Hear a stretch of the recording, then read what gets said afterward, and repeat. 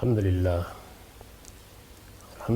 رب العالمین والصلاة والسلام علی محمد الامین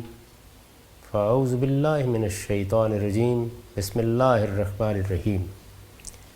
خواتین و حضرات، میزان حصہ دوم کا 7واں باب زیر بحث ہے۔ یہ حدود و تعزیرات کا باب ہے۔ اس سے پہلے ہم محاربے اور فساد فی الارض کی سزا کا مطالعہ کر چکے ہیں۔ اس میں چونکہ زنا کی سزا بھی ضمناً زیر بحث آ گئی تھی، اس وجہ سے بہت سے مباحث اب آگے کرنے کی ضرورت نہیں ہوگی۔ دوسری سزا قتل و جراحت کی سزا ہے، یعنی کوئی شخص کسی کی جان لے لے یا اس کو کوئی زخم پہنچائے۔ اللہ تعالیٰ نے اس کے لیے بھی ایک قانون دیا ہے، اور یہ قانون قرآن مجید میں کئی مقامات پر بیان کیا گیا ہے، لیکن جہاں اس کو مسلمانوں کے معاشرے کے لیے ایک فریضے کی حیثیت سے بیان کیا ہے، اور اس لحاظ سے اصلاً اس سزا کا بیان یہی ہے، وہ سورہ بقرہ کی آیت 178-179 ہے۔ میں نے اسی کو سر عنوان بنایا ہے۔ اس کتاب میں جو طریقہ میں نے اختیار کیا ہے وہ یہ ہے کہ کسی موضوع پر عنوانات قائم کر کے اپنی طرف سے ایک مضمون نہ لکھا جائے، بلکہ قرآن مجید جو اصلاً ماخذ ہے یا سنت جس میں دین بیان ہوا ہے، اس میں سے تمام چیزوں کا انتخاب کر کے، اور انتخاب میں یہ ترجیح قائم کر کے کہ کیا اصل ہے کیا فرع ہے، ان کی شرح و وضاحت کر دی جائے۔ سورہ بقرہ کی اس آیت کو آپ دیکھیے، اس میں ارشاد ہوا ہے یا ایھا الذین آمنوا کتب علیکم القصاص فی القتلی، ایمان والو تم میں سے جو قتل کر دیے جائیں ان کا قصاص تم پر فرض کیا گیا ہے۔ یعنی یہاں نوعیت یہ نہیں ہے کہ قصاص لینے کا حق دیا گیا ہے، قرآن کے الفاظ یہ ہیں کہ قصاص تم پر فرض کیا گیا ہے۔ اس کو ذہن میں رکھیے۔ الحر بالحر والعبد بالعبد والانثى بالانثى، اس طرح کہ قاتل اگر آزاد ہو تو اس کے بدلے میں وہی آزاد، اور غلام ہو تو اس کے بدلے میں وہی غلام، اور عورت ہو تو اس کے بدلے میں وہی عورت۔ اس میں عربیت کا جو اسلوب اختیار کیا گیا ہے وہ لوگوں کے لیے غلط فہمی کا باعث بنا ہے۔ یہاں الحر بالحر میں یا العبد بالعبد میں مقتول کا ذکر نہیں ہے۔ یعنی لوگ یہ خیال کرتے ہیں کہ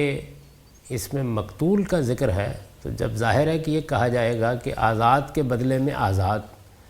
تو سوال یہ ہے کہ اگر مقتول آزاد ہے یا مقتول غلام ہے تو اس کا قاتل تو کوئی بھی ہو سکتا ہے، اس کے بدلے میں آزاد کیسے اور اس کے بدلے میں غلام کیسے؟ یہاں الحر بالحر کے الفاظ یا آگے العبد بالعبد کے الفاظ یہ قاتل کے لیے آئے ہیں، مقتول کے لیے نہیں ہیں۔ یعنی اگر قاتل آزاد ہے تو اس کے بدلے میں وہی آزاد۔ اس کے الف لام کو اچھی طرح سمجھ لینا چاہیے، ورنہ یہ بڑی غلط فہمیوں کا باعث بن جاتا ہے۔ اگر قاتل آزاد ہے تو اس کے بدلے میں وہی آزاد، یعنی یہ جو دوسرا لفظ ہے الحر بالحر، تو وہ قاتل ہے اور اس کے بدلے میں وہی آزاد، یعنی اسی کو مارا جائے گا، نہ کہ یہ مطالبہ کیا جائے گا کہ یہ دیکھیے قاتل غلام ہے لیکن یہ کہ ہم تو اس کو اس طرح قبول نہیں کریں گے، یا قاتل آزاد ہے تو اس کو اس طریقے سے قبول نہیں کریں گے، بلکہ اپنی شرافت اپنی نجابت کے لحاظ سے بدلہ لیں گے۔ تو بدلہ لینے کا یا انتقام کا جو ایک طریقہ رائج تھا، اس طریقے میں قبیلے بعض اوقات اصرار کرتے تھے کہ ہمارے آزاد کی قدر و قیمت اور ہے، ہمارے غلام کی قدر و قیمت اور ہے، ایک کے بدلے میں ہم 2 چاہیں گے 3 چاہیں گے، اور اس طریقے سے طرح طرح کے رواج تھے جو قدیم عرب میں بھی تھے اور دنیا کے باقی خطوں میں بھی تھے۔ اس زمانے میں بھی جب کسی قوم کو غلبہ حاصل ہوتا ہے تو بعض اوقات یہ ذہنیت اس میں پیدا ہو جاتی ہے کہ ہمارا اگر ایک مارا جائے گا تو ہم اسی قاتل کو نہیں لیں گے، اس کی جگہ اور بھی ہمارا ہدف بنیں گے۔ قرآن مجید نے اس کی نفی کر کے کامل مساوات کا اعلان کر دیا۔ یہ کوئی معمولی چیز نہیں ہے۔ اس وقت دنیا جہاں کھڑی ہے وہاں اس کی قدر و قیمت واضح نہیں ہوتی، اس لیے کہ جو کچھ قرآن مجید نے مساوات کا اصول بیان کیا تھا وہ اب دنیا کا مسلمہ بن چکا ہے۔ انسانیت خود بہت سے تجربات سے گزرنے کے بعد اسی مقام پر پہنچ چکی ہے۔ اس زمانے میں انسان کے جن بنیادی حقوق کو قرآن مجید نے بیان کیا تھا وہ مان لیے گئے ہیں۔ اللہ تعالیٰ نے جو رہنمائی دی تھی کہ امرہم شورا بینہم کو اصول ہوگا اور لوگوں کے مشورے سے ریاست کا نظام چلایا جائے گا، اس پر جمہوری انقلاب برپا ہو چکا ہے۔ سوشل سائنسز میں، معاشرتی علوم میں وہ بہت سے مقدمات اب مانے ہوئے مقدمات ہیں جن کی ابتدا اللہ تعالیٰ کی کتابوں اور اللہ تعالیٰ کی ہدایت سے ہوئی تھی۔ تو اس وجہ سے ان چیزوں کی قدر و قیمت اس طرح واضح نہیں ہوتی۔ عرب میں کیا صورتحال تھی وہ آپ پڑھ کے دیکھ سکتے ہیں، اور اس وقت تک کیا صورتحال رہی ہے اور اب بھی مختلف اقوام اپنوں اور غیروں میں کس طرح کا فرق کرتی ہیں، اس کو سامنے رکھیے اور پھر اس کے بعد اس آیت کو دیکھیے کہ یہ کس شان کے ساتھ، کیسا لافانی کلام ہے، کیا حسن ہے اور انداز بیان کیا اختیار کیا ہے۔ یہ کہتی ہے کہ الحر بالحر والعبد بالعبد والانثى بالانثى، قاتل آزاد ہے تو اس کے بدلے میں وہی آزاد، اور غلام ہو تو اس کے بدلے میں وہی غلام، اور عورت ہو تو اس کے بدلے میں وہی عورت، یعنی اس کے بدلے میں کسی دوسرے کا تقاضا نہیں کر سکتے۔ یہ ایک مساوات کا اصول ہے قصاص میں، جس کو قرآن مجید نے اس شاندار اسلوب میں، اس بے مثال اسلوب میں بیان کر دیا۔ اس کے بعد ارشاد ہوا فمن عفی لہ من اخیہ شیء فاتباع بالمعروف واداء علیہ بإحسان، پھر جس کے لیے اس کے بھائی کی طرف سے کچھ رعایت کی جائے، عفی لہ من اخیہ شیء، کچھ رعایت کی جائے تو کیا کیا جائے گا؟ اس میں اتنی بات مقدر ہے تو اس کی یہ رعایت تم قبول کر سکتے ہو۔ یہ میں عرض کروں گا اس جملے کی تحلیل کرتے ہوئے کہ یہ کیسے مقدر ہے، تو اس کو فی الحال اسی طرح لے لیجئے۔ تو اس کی یہ رعایت تم قبول کر سکتے ہو، لیکن اس کے بعد، یعنی فے کا ترجمہ یہ کریں گے، لیکن اس کے بعد ضروری ہے کہ دستور کے مطابق اس کی پیروی کی جائے، یعنی جو معاملہ بھی ہو گیا ہے، جو چیز بھی طے ہو گئی ہے، اس کی پیروی معاشرے کے، سوسائٹی کے دستور کے مطابق کی جائے۔ واداء علیہ بإحسان، اور جو کچھ بھی ہو وہ خوبی کے ساتھ ادا کر دیا جائے۔ ظاہر ہے کہ یہاں یہ بیان کرنے کی ضرورت نہیں تھی کہ کیا ادا کر دیا جائے، مدعا واضح ہے کہ خوب بہا ادا کر دیا جائے۔ ذالک تخفیف من ربکم ورحمہ، یہ تمہارے پروردگار کی طرف سے ایک قسم کی رعایت اور تم پر اس کی عنایت ہے۔ فمن اعتدی بعد ذلک فلہ عذاب علیم، چنانچہ اس کے بعد اگر کوئی شخص زیادتی کرے تو اس کے لیے دردناک سزا ہے۔ وَلَكُمْ فِي الْقِصَاصِ حَيَاةٌ يَا أُولِي الْأَلْبَابِ لَعَلَّكُمْ تَتَّقُونَ، اور تمہارے لیے قصاص میں زندگی ہے عقل والو، تاکہ تم حدود الہی کی پابندی کرتے رہو۔ یہ آیت 178 179 کا ترجمہ ہے۔ اس میں 3 چیزیں ہیں جن کو سامنے رکھیے، اس کے بعد پھر ہم اس سے جو قانون نکلتا ہے اس کی وضاحت کریں گے۔ ایک یہ کہ ابتدا یہاں سے ہوئی ہے کہ کتب علیکم القصاص، تم پر قصاص فرض کیا گیا ہے۔ اس کے بعد دوسرا جملہ یہ ہے جو سامنے رہنا چاہیے، فمن عفی لہ من اخیہ شیء، جس کے لیے اس کی بھائی کی طرف سے کوئی رعایت کی جائے، اور پھر اس رعایت پر قرآن کا تبصرہ ہے ذالک تخفیف من ربکم ورحمہ، یہ تمہارے پروردگار کی طرف سے ایک قسم کی رعایت اور تم پر اس کی عنایت ہے۔ ان 3 چیزوں کو نگاہ میں رکھیے۔ اب ہم مطالعہ کرتے ہیں۔ میں نے لکھا ہے قصاص کا یہ حکم جس طرح ہمارے لیے ہے اسی طرح پہلی امتوں کے لیے بھی تھا۔ قرآن نے تورات کے حوالے سے فرمایا ہے، یعنی تورات کا حوالہ دے کر قرآن مجید نے سورہ مائدہ میں اسی قانون کو بیان کیا ہے۔ تو اس سے یہ بات واضح ہو گئی کہ یہ صرف ہمیں ہی نہیں دیا گیا، یہ اللہ کی شریعت کا ہمیشہ سے قانون رہا ہے۔ اللہ تعالیٰ نے اسی اصول پر انسانوں سے یہ چاہا ہے کہ وہ قتل اور جراحت کے معاملات طے کریں۔ سورہ مائدہ کی آیت بھی دیکھ لیجئے، وَكَتَبْنَا عَلَيْهِمْ فِيهَا أَنَّ النَّفْسَ بِالنَّفْسِ وَالْعَيْنَ بِالْعَيْنِ وَالْأَنْفَ بِالْأَنْفِ وَالْأُذُنَ بِالْأُذُنِ وَالسِّنَّ بِالسِّنِّ وَالْجُرُوحَ قِصَاص فَمَنْ تَصَدَّقَ بِهِ فَهُوَ كَفَّارَةٌ لَهُ وَمَنْ لَمْ يَحْكُمْ بِمَا أَنزَلَ اللَّهُ فَأُولَٰئِكَ هُمُ الظَّالِمُونَ۔ اور ہم نے ان پر اس میں فرض کیا تھا کہ جان کے بدلے جان، آنکھ کے بدلے آنکھ، ناک کے بدلے ناک، کان کے بدلے کان، دانت کے بدلے دانت، اور اسی طرح دوسرے زخموں کا بھی قصاص ہے۔ یعنی اس میں وضاحت کر دی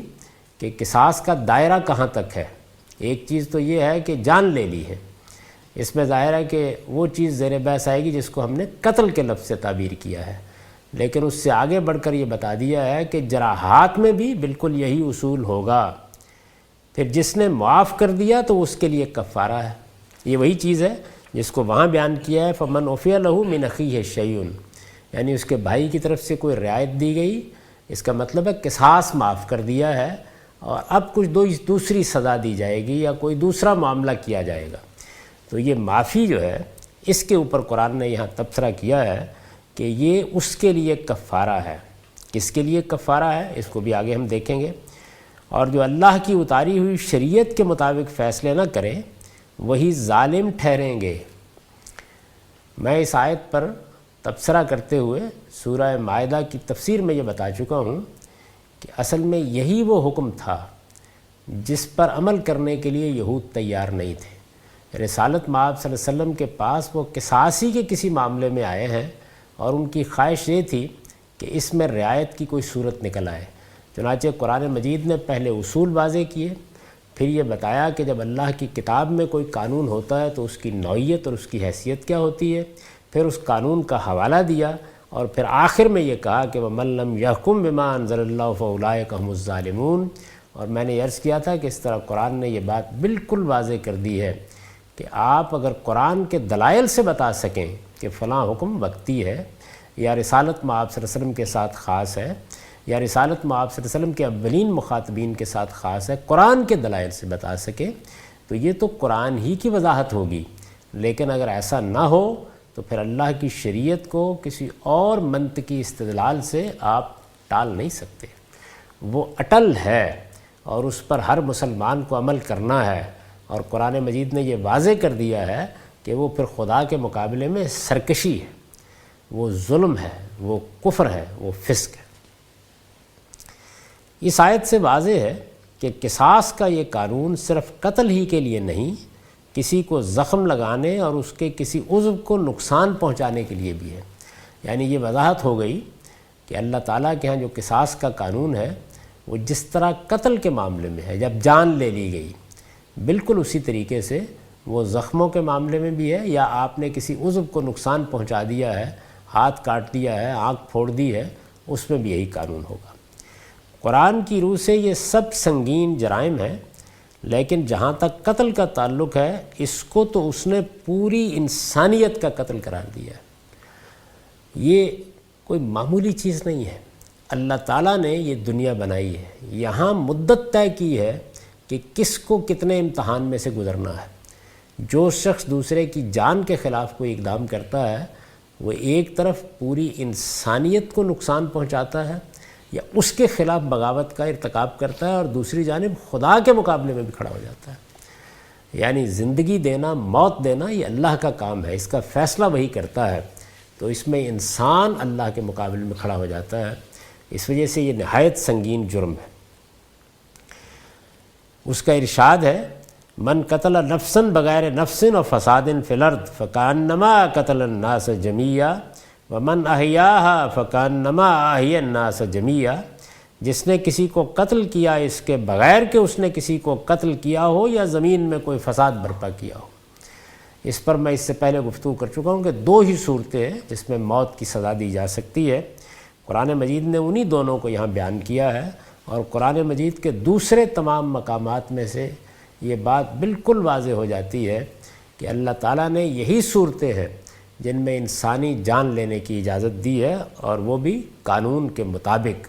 اور قانونی اتھارٹی کو۔ زمین میں کوئی فساد برپا کیا ہو تو اس نے گویا سب انسانوں کو قتل کیا، اور جس نے اسے بچایا اس نے گویا سب انسانوں کو بچا لیا۔ یہ وہ جگہ ہے کہ جس میں اللہ تعالیٰ نے یہ بتایا ہے کہ یہ کتنا بڑا جرم ہے، اور اگر کوئی شخص دوسرے کی جان بچاتا ہے یا مجرم کا تعاقب کرتا ہے تو وہ انسانیت پر کتنا بڑا احسان کرتا ہے۔ اس میں ظاہر ہے کہ ان لوگوں کے لیے بھی بڑی بشارت ہے جو ریاست کا نظم و نسق چلا رہے ہوں، جو بین الاقوامی قانون کا نفاذ کر رہے ہوں، جو لوگوں کو یہ امن فراہم کر رہے ہوں، بشرطے کہ وہ یہ سب اللہ تعالیٰ پر ایمان کے ساتھ کر رہے ہوں۔ اس صورت میں قرآن مجید نے اس کے مرتکبین کو، بالخصوص جب وہ کسی مسلمان کو قتل کرے، قیامت میں ابدی جہنم کا مستحق قرار دیا، اور پوری صراحت کے ساتھ فرمایا ہے۔ قتل نفس کے بارے میں بھی قرآن مجید یہ کہتا ہے کہ جس نے قتل کر دیا، جس نے زنا کو اپنی زندگی بنا لیا، جس نے شرک کا ارتکاب کیا، تو وہ یہ کہتا ہے کہ یلقا اثاما و یخلد فیہ مہانا، وہاں بھی ابدی عذاب کی وعید سنائی ہے۔ لیکن خاص طور پر مسلمان کے قتل کے بارے میں یہ فرمایا ہے کہ وَمَن يَقْتُلْ مُؤْمِنًا مُتَعَمِّدًا فَجَزَاؤُهُ جَهَنَّمُ خَالِدًا فِيهَا وَغَضِبَ اللَّهُ عَلَيْهِ وَلَعَنَهُ وَأَعَدَّ لَهُ عَذَابًا عَظِيمًا، اور جو کسی مسلمان کو جان بوجھ کر قتل کرے اس کی سزا جہنم ہے، وہ اس میں ہمیشہ رہے گا، اور اس پر اللہ کا غضب اور اس کی لعنت ہوئی، اور اس کے لیے اس نے بڑا سخت عذاب تیار کر رکھا۔ یہ قرآن مجید کے وہ مقامات میں نے جمع کر دیے ہیں اور ان کی تشریح بھی کر دی ہے جن میں قتل سے متعلق اللہ تعالیٰ نے اپنا قانون بیان کیا ہے، یا قتل کی شناخت واضح کی ہے، یا یہ بتایا ہے کہ قتل کتنا بڑا جرم ہے، اس کی سنگینی کیسی ہے۔ ہر مسلمان کو بار بار انہیں سامنے رکھنا چاہیے۔ یہ کوئی معمولی حادثہ نہیں ہے کہ مسلمانوں کے اندر ایسے گروہ پیدا ہو جائیں جو بتہ خوری کے لیے، جو دوسروں کو ہدف بنا کر مارنے کے لیے، جو اپنے سیاسی مقاصد کے لیے لوگوں کی جان دیں۔ یہ بہت بڑا جرم ہے، اندازہ ہی نہیں کیا جا سکتا کہ کتنا بڑا جرم ہے۔ جو لوگ اس کا ارتکاب کرتے ہیں وہ اللہ کی عدالت میں کھڑے ہوں گے تو کیا جواب دیں گے؟ ہر اس شخص کو جو خدا پر ایمان رکھتا ہے، جو اپنے آپ کو مسلمان کہتا ہے، بار بار ان آیات کو دیکھنا چاہیے۔ ہمارے ہاں اس کی بالکل پرواہ نہیں کی جاتی، اور لوگ یہ خیال کرتے ہیں کہ ان کے فلاں مولوی صاحب نے فتویٰ دے دیا ہے کہ فلاں آدمی واجب القتل ہے، تو اب کیا فرق پڑتا ہے، اب جنت اسی میں ہے کہ اس کو قتل کر دیا جائے۔ انہیں اندازہ ہی نہیں ہے کہ یہ کتنا بڑا جرم ہے۔ اس میں فتویٰ دینے والے نے کتنی سنگین حرکت کی ہے، اس نے در حقیقت اللہ تعالیٰ کے مقابل میں اپنے آپ کو کھڑا کر لیا ہے۔ وہ انسانی جان کے بارے میں ایک ایسی بات کہہ رہا ہے جس کو بہت سے عدالتی معاملات سے گزرنا تھا۔ یعنی کسی شخص کے بارے میں جب آپ یہ طے کرتے ہیں کہ اس نے کسی جرم کا ارتکاب کیا ہے تو یہ ایسے ہی نہیں ہوتا۔ اگر کسی عدالت میں معاملہ گیا ہے، آپ نے فرد قرارداد جرم عائد کی ہے، دوسرے شخص نے اپنا دفاع کیا ہے، جو کچھ آپ سمجھ رہے ہیں اس کو بتایا ہے، یہ آسان معاملہ ہے کہ جب آپ چاہیں اس نوعیت کا قلم پکڑیں اور فتویٰ صادر کر دیں، اور اس کے بعد کچھ لوگ نکل کھڑے ہوں اور ان کو یہ خیال ہی نہ ہو کہ وہ کیا کر رہے ہیں۔ ہمارے ہاں تو بدقسمتی یہ ہے کہ مذہب تو مذہب، سیاسی مقاصد کے لیے بھی اس کو روا رکھا جاتا ہے۔ اپنے سیاسی دشمنوں کو ٹھکانے لگانے کے لیے کرائے کے قاتل بھی مل جاتے ہیں، اور لوگ بھی اقدام کرنے کے لیے تیار ہو جاتے ہیں۔ وجہ یہی ہے کہ لوگوں کو یہ اندازہ نہیں ہے کہ یہ کتنا سنگین جرم ہے۔ اللہ تعالیٰ نے اس کو پوری انسانیت کا قتل کہا ہے، اس کے اوپر یہ وعید سنائی ہے کہ ہمیشہ کے لیے جہنم میں ڈال دوں گا اور وہاں سے نکلنا نصیب نہیں ہوگا، وہاں معاملہ بھی مقتول کے ساتھ کرنا پڑے گا۔ یہ اتنا آسان نہیں ہے کہ آپ ایک فتویٰ دیں، ایک رائے قائم کریں، ایک نتیجے پر پہنچیں اور اس کے بعد لوگوں کو لائسنس دے دیں کہ وہ ان کی جان لے لیں۔ اللہ تعالیٰ کی کتاب کو پڑھنا چاہیے، ان آیات کو دیکھنا چاہیے، اور پھر یہ سمجھنے کی کوشش کرنی چاہیے کہ یہ کتنی بڑی ذمہ داری ہے جو ہم اپنے کندھوں پر لے رہے ہیں، اور اگر قیامت میں یہ بتا دیا گیا کہ یہ غلط ہوا ہے، یہ حدود سے تجاوز کر کے ہوا ہے، اس میں جو بات کہی گئی ہے اس کی کوئی بنیاد نہیں تھی، تو آپ اندازہ کیجئے کیا صورتحال پیش آ جائے گی۔ ایک طرف مقتول ہوگا کہ جو کھڑا ہوگا، اور پھر اس کے بعد جینا مرنا جو کچھ بھی وہاں ہے وہ سب اسی کے ہاتھ میں چلا جائے گا۔ انسان کے پاس وہاں کوئی عذر پیش کرنے کے لیے باقی نہیں رہ جائے گا۔ اس چیز کا مذہبی لوگوں کو بھی احساس دلانا چاہیے، سیاسی لوگوں کو بھی احساس دلانا چاہیے، کیونکہ اس کی سنگینی بے پناہ ہے۔ اس کے بعد میں نے لکھا ہے، چنانچہ اس جرم سے متعلق جو فرائض قرآن مجید کے اس نقطہ نظر کی روح سے، یعنی پہلے قرآن مجید کا نقطہ نظر بیان کر دیا، وہ قتل کو کس نوعیت کا جرم کہتا ہے، وہ قتل پر کیا وعید سناتا ہے، وہ جراحات کے بارے میں کیا قانون بیان کرتا ہے، اس کو واضح کرنے کے بعد چنانچہ اس جرم سے متعلق جو فرائض قرآن مجید کے اس نقطہ نظر کی روح سے اس کتاب کے ماننے والے پر عائد ہوتے ہیں اور جن ذمہ داریوں کے وہ مکلف ٹھہرتے ہیں، وہ استاذ امام امین احسن اصلاحی کے الفاظ میں یہ ہے۔ استاذ امام نے اپنی تفسیر میں خلاصہ کر دیا ہے اور اس طرح گویا یہ بتا دیا ہے کہ یہ جو کچھ کہا گیا ہے اس سے قرآن کا مدعا کیا ہے، اس کے مضمرات کیا ہیں، تو ان کو سنیے۔ ایک یہ کہ ہر حادثہ قتل پوری قوم میں ایک ہلچل پیدا کر دے، یعنی قتل ہو گیا ہے کوئی شخص جس کو خدا نے ایک مدت کے لیے دنیا میں بھیجا تھا، اس کے خلاف ہم نے اقدام کر ڈالا ہے، تو اس کو کوئی آسان چیز نہ سمجھا جائے، اس کی سنگینی پر پوری قوم میں ہلچل برپا ہو جائے۔ ایک یہ کہ ہر حادثہ قتل پوری قوم میں ایک ہلچل پیدا کر دے جب تک اس کا قصاص نہ لیا جائے، ہر شخص یہ محسوس کرے کہ وہ اس تحفظ سے محروم ہو گیا ہے جو اس کو اب تک حاصل تھا۔ یعنی اس زمین کے اوپر انسانی جان کی حرمت یہی وہ چیز ہے کہ جس پر انسانیت کے بقا کا انحصار ہے۔ چنانچہ اگر یہ معلوم ہو گیا ہے کہ ایک شخص کی جان لے لی گئی ہے تو ہر آدمی اپنے بارے میں یہ سمجھے کہ اصل میں اس سے حفاظت چھین لی گئی ہے۔ قانون ہی سب کا محافظ ہوتا ہے، اگر قانون حدم ہو گیا، قانون کا خاتمہ کر دیا گیا، تو صرف مقتول ہی قتل نہیں ہوا بلکہ ہر شخص قتل کی زد میں ہے۔ یہ احساس پیدا ہونا چاہیے جب قتل کی کوئی خبر ہمیں ملتی ہے۔ اس وقت تو ہم وہ بدقسمت قوم ہے کہ جس میں اب گن کے بتایا جاتا ہے کہ 20 30 40 50 قتل کر دیے گئے۔ انا للہ و انا الیہ راجعون۔ تو استاذ امام لکھتے ہیں کہ اس خبر کو سننے کے بعد ہر شخص کی کیفیت یہ ہونی چاہیے کہ وہ یہ سمجھے کہ وہ اصل میں قاتلوں کی زد میں آ گیا ہے۔ دوسری یہ کہ قاتل کا کھوج لگانا صرف مقتول کے وارثوں ہی کی ذمہ داری نہیں ہے،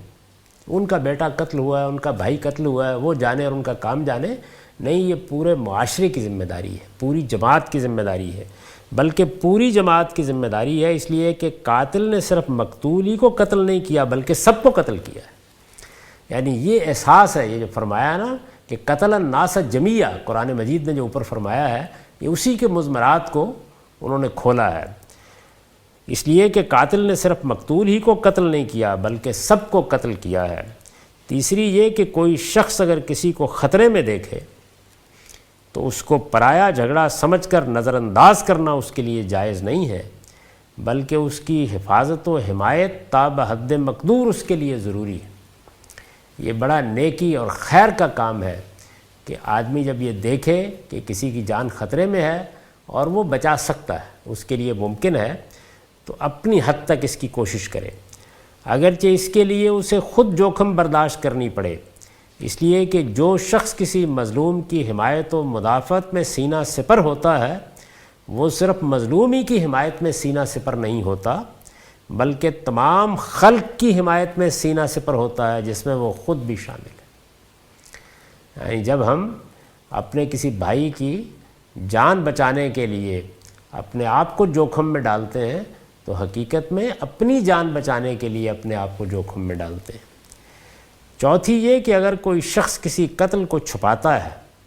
یا قاتل کے حق میں جھوٹی گواہی دیتا ہے یا قاتل کا ضامن بنتا ہے یا قاتل کو پناہ دیتا ہے یا قاتل کی دانستہ وکالت کرتا ہے یا دانستہ اس کو جرم سے بری کرتا ہے۔ یہ ذرا اندازہ کر لیجئے کہ یہ سب وہ چیزیں ہیں جن کو ہم بہت آسان سمجھتے ہیں، ہمیں اس کا اندازہ ہی نہیں ہوتا، بلکہ ایک پورا پیشہ وکالت موجود ہے جو قاتل کو بچانے کی جدوجہد کر رہا ہوتا ہے۔ لیکن قرآن مجید میں جو بات واضح کی گئی ہے اس کا نتیجہ یہ ہے جو استاد امام نے بیان کر دیا ہے، قتل کو چھپاتا ہے۔ یہ ہمیں معلوم ہے کہ اس میں بعض اوقات والدین، گھر والے، سیاسی زعماء، دڑے بندیوں کے رہنما کیا کردار ادا کرتے ہیں، لیکن اس میں کوئی شک ہی نہیں ہے کہ یہ قتل ہی کی طرح کا سنگین جرم ہے۔ قتل کو چھپاتا ہے یا قاتل کے حق میں جھوٹی گواہی دیتا ہے۔ یہ سب کچھ ہمارے ہاں عدالتوں میں بھی ہوتا ہے، اور یہی وجہ ہے کہ ہمارے معاشرے میں مجرم بے خوف ہو کر قتل جیسے جرم کا ارتکاب کرتے ہیں، یا قاتل کا ضامن بنتا ہے یا قاتل کو پناہ دیتا ہے یا قاتل کی دانستہ وکالت کرتا ہے، یعنی معلوم ہو گیا کہ یہ قاتل ہے، اس کے بعد اس کی وکالت کرنے کے لیے کھڑا ہو جاتا ہے۔ اگر کوئی قانون کا ایسا پہلو ہو کہ جس میں اس کے لیے رعایت کی کوئی صورت ہو سکے اور وہ بالکل جائز ہو، اس کے لیے وکالت کرنا تو الگ بات ہے، لیکن یہ جانتے ہوئے کہ یہ قاتل ہے، یہ ثابت کرنے کی کوشش کرنا کہ یہ قاتل نہیں ہے، یہ بڑا سنگین جرم ہے۔ یا قاتل کی دانستہ وکالت کرتا ہے یا دانستہ اس کو جرم سے بری کرتا ہے، یعنی عدالت میں بیٹھے ہوئے ہیں، تمام چیزوں کا احاطہ کر لیا انہوں نے، عدالت میں بیٹھے ہوئے ہیں اور آپ پر واضح ہو گیا ہے کہ یہ قاتل ہے، لیکن کوئی عصبیت غلبہ پا رہی ہے یا رشوت لے لی ہے یا کوئی خاص پس منظر ہے جس کی رعایت کی جا رہی ہے، تو پھر یہ بھی اتنا ہی بڑا جرم ہے۔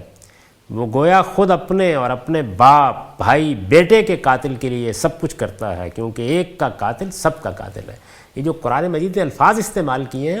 انہی کے مضمرات کو وہ کھول رہے ہیں، یہ بتا رہے ہیں کہ جب قرآن یہ کہتا ہے کہ جس نے ایک شخص کو قتل کر دیا تو فَكَأَنَّمَا قَتَلَ النَّاسَ جَمِيعًا، اور جب وہ یہ کہتا ہے کہ جس نے ایک کو زندہ کیا فَكَأَنَّمَا أَحْيَا النَّاسَ جَمِيعًا، تو کیا مطلب ہے اس کا؟ پانچویں یہ کہ کسی مقتول کے قصاص کے معاملے میں مقتول کے وارثوں یا حکام کی مدد کرنا بھی در حقیقت مقتول کو زندگی بخشنا ہے۔ یعنی اگر ہمارے پاس کوئی اطلاع ہے، ہم مدد اور تعاون کر کے مجرم کو کیفر کردار تک پہنچا سکتے ہیں، تو یہ چیز بھی اسی آیت کا مصداق بن جائے گی کہ ہم نے زندگی بخشی ہے، اس لیے کہ قرآن میں ارشاد ہوا ہے کہ قصاص میں زندگی ہے۔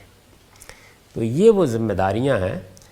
جو اللہ تعالیٰ نے اپنے ماننے والوں پر قتل جیسے جرم کے بارے میں عائد کی ہیں، ان کو سامنے رکھیے۔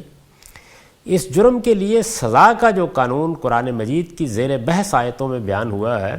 وہ درج ذیل 4 دفعات پر مبنی ہے۔ یعنی یہ تو ساری بحث یہ تھی کہ اللہ تعالیٰ نے کس کس جگہ قتل کے جرم سے متعلق اپنا نقطہ نظر واضح کیا ہے اور پھر اس کے کیا مضمرات ہیں۔ اب ہم قانون کی طرف بڑھ رہے ہیں۔ اول یہ کہ قصاص ایک فرض ہے۔ اس جرم کے لیے سزا کا جو قانون قرآن مجید کی زیر بحث آیتوں میں بیان ہوا ہے وہ درج ذیل 4 دفعات پر مبنی ہے۔ پہلی کیا ہے؟ اول یہ کہ قصاص ایک فرض ہے جو مسلمانوں کے نظم اجتماعی پر اللہ تعالیٰ کی طرف سے عائد کیا گیا ہے۔ یہ معلوم ہے کہ فرض کا کیا مطلب ہوتا ہے، یعنی اگر کوئی قتل ہو گیا ہے تو جس چیز کو اللہ نے لازم کر دیا ہے مسلمانوں پر ان کی اجتماعی حیثیت میں وہ یہ ہے کہ اب اس کا قصاص لیا جائے گا، یعنی قاتل کو مقتول کے جرم کی پاداش پہ قتل کیا جائے گا، یہ قصاص ہے اور یہ فرض کیا گیا ہے، اس کو ذہن میں رکھیے۔ اول یہ کہ قصاص ایک فرض ہے جو مسلمانوں کے نظم اجتماعی پر اللہ تعالیٰ کی طرف سے عائد کیا گیا ہے۔ اسلامی معاشرے کے لیے اسی میں زندگی ہے، اسی میں زندگی ہے، یعنی یہاں صورتحال یہ نہیں ہے کہ ہمیں حق دیا گیا ہے، نہیں، اس سے آگے بڑھ کر قصاص لینا فرض کر دیا گیا ہے اور اسی میں زندگی ہے، اور مسلمانوں کے لیے یہ اللہ کا نازل کردہ قانون ہے۔ اس آیت کو ذہن میں رکھیے، جس میں النفس بالنفس کہہ کے پھر آخر میں یہ کہا ہے کہ وَمَن لَّمْ يَحْكُم بِمَا أَنزَلَ اللَّهُ فَأُولَٰئِكَ هُمُ الْكَافِرُونَ۔ تو فرمایا اور مسلمانوں کے لیے یہ اللہ کا نازل کردہ قانون ہے جس سے انحراف صرف ظالم ہی کرتے ہیں، لہٰذا حکومت کی ذمہ داری ہے کہ اس کے علاقے میں اگر کوئی شخص قتل کر دیا جائے تو اس کے قاتلوں کا سراغ لگائے، انہیں گرفتار کرے اور قانون کے مطابق ان سے قصاص لے۔ یعنی جس طریقے سے انفرادی طور پر بعض فرائض عائد کیے گئے ہیں، مثلا یہ کہ ہمیں نماز کا اہتمام کرنا ہے 5 وقت، ہمیں روزہ رکھنا ہے، ہمیں زندگی میں 1 مرتبہ لازماً حج کرنا ہے، زکوٰۃ دینی ہے، جس طرح یہ فرائض ہیں اسی طرح مسلمانوں پر ان کی اجتماعی حیثیت میں قصاص لینا فرض کر دیا گیا ہے۔ یہ میں عرض کر چکا ہوں اس سے پہلے کہ جو بھی احکام دیے جاتے ہیں ان میں سب سے پہلی چیز جو دیکھنے کی ہوتی ہے وہ یہ ہے کہ ان کا مخاطب فرد ہے یا معاشرہ بحیثیت معاشرہ، جماعت بحیثیت جماعت ہے۔ تو جو چیزیں انفرادی طور پر ہم پر فرض کی گئی ہیں ان سے ہم سب واقف ہیں، یہ اجتماعی طور پر فرض کی گئی ہے۔ ایسا نہیں ہے کہ مجھے اور آپ کو اٹھ کر یہ کام کرنا چاہیے، بلکہ مسلمانوں کی جو بھی جماعت ہے، جو بھی مسلمانوں کا معاشرہ ہے، اب یہ اس کا اجتماعی فریضہ ہے، اور اجتماعی فرائض کو انجام دینے ہی کے لیے ہم ایک نظم قائم کرتے ہیں جس کو ریاست سے تعبیر کیا جاتا ہے۔ چنانچہ اسی وجہ سے میں نے یہ لکھا ہے، لہٰذا حکومت کی ذمہ داری ہے کہ اس کے علاقے میں اگر کوئی شخص قتل کر دیا جائے تو اس کے قاتلوں کا سراغ لگائے، انہیں گرفتار کرے اور قانون کے مطابق ان سے قصاص لے۔ یہ شرعی ذمہ داریاں ہیں جو مسلمانوں کی کسی بھی حکومت پر عائد ہو جاتی ہیں، کیونکہ یہ حکم مسلمانوں کے پورے معاشرے کو، پوری جماعت کو ان کی اجتماعی حیثیت میں دے دیا گیا ہے۔ دوم یہ کہ قصاص کے معاملے میں پوری مساوات ملحوظ رہنی چاہیے، لہٰذا اگر کوئی غلام قاتل ہے تو اس کے بدلے میں وہی غلام، اور آزاد قاتل ہے تو اس کے بدلے میں وہی آزاد قتل کیا جائے۔ کسی شخص کا معاشرتی اور سماجی مرتبہ اس معاملے میں ہرگز کسی ترجیح کا باعث نہیں بننا چاہیے۔ یہ بات اس سے پہلے میں آیت کے مضمرات بیان کرتے ہوئے بھی عرض کر چکا ہوں، یہاں اس کو پھر دہرا دیا ہے کہ جو قانون دیا گیا ہے اس میں پہلی بات یہ کہی گئی ہے کہ یہ ایک فرض ہے، اور دوسرے یہ کہ اس میں پوری مساوات ملحوظ رہنی چاہیے۔ سوم یہ کہ خود مجروح یا مقتول کے اولیاء اگر جان کے بدلے میں جان، عضو کے بدلے میں عضو اور زخم کے بدلے میں زخم کا مطالبہ نہ کریں، یعنی مقتول کے اولیاء، مقتول کے ورثہ، وہ لوگ جو بعد میں رہ گئے ہیں جن کا آدمی قتل کیا گیا ہے، وہ اگر جان کے بدلے میں جان، عضو کے بدلے میں عضو اور زخم کے بدلے میں زخم کا مطالبہ نہ کریں، یہ حق ہے ان کو کہ مطالبہ کریں۔ اگر نہ کریں اور مجرم کے ساتھ نرمی برتنے کے لیے تیار ہو جائیں تو عدالت جرم کی نوعیت اور مجرم کے حالات کے پیش نظر اسے کوئی کمتر سزا بھی دے سکتی ہے۔ اس جملے میں ایک ایک لفظ ہے جس کو اچھی طرح سمجھ لینا چاہیے۔ یعنی پہلی چیز جس پر تفصیلی بحث کرنے کی ضرورت ہے کہ اگر وہ راضی ہو جائیں، مقتول کے اولیاء، اور وہ کہیں کہ ہم مجرم کے ساتھ نرمی برتنے کے لیے تیار ہیں، تو اب عدالت جرم کی نوعیت اور مجرم کے حالات کے پیش نظر، یعنی یوں ہی نہیں، یہ نہیں کہ انہوں نے معاف کر دیا ہے، انہوں نے نرمی برتنے کا فیصلہ کر لیا ہے، عدالت پھر جرم کی نوعیت دیکھے گی، مجرم کے حالات دیکھے گی، اور ان چیزوں کو سامنے رکھ کر جب مقتول کے اولیاء بھی راضی ہیں تو اسے کوئی کمتر سزا بھی دے سکتی ہے، یعنی اب قصاص فرض نہیں رہے گا۔ قرآن کا ارشاد ہے کہ یہ پروردگار عالم کی طرف سے لوگوں کے لیے ایک رعایت اور ان پر اس کی عنایت ہے، چنانچہ اس جرم کے متاثرین اگر اسے اختیار کریں گے تو اللہ تعالیٰ کے حضور میں ان کی یہ معافی ان کے گناہوں کا کفارہ بن جائے گی۔ یعنی جو لوگ معاف کریں گے اللہ تعالیٰ اس معافی کے عوض میں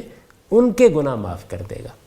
یہ قانون ہے، اس کے مضمرات پر مجھے تفصیل کے ساتھ گفتگو کرنی ہے۔ یہ گفتگو انشاءاللہ اگلی نشست میں ہوگی۔ اقول قولی ھذا واستغفر اللہ لی ولکم ولسائر المؤمنین۔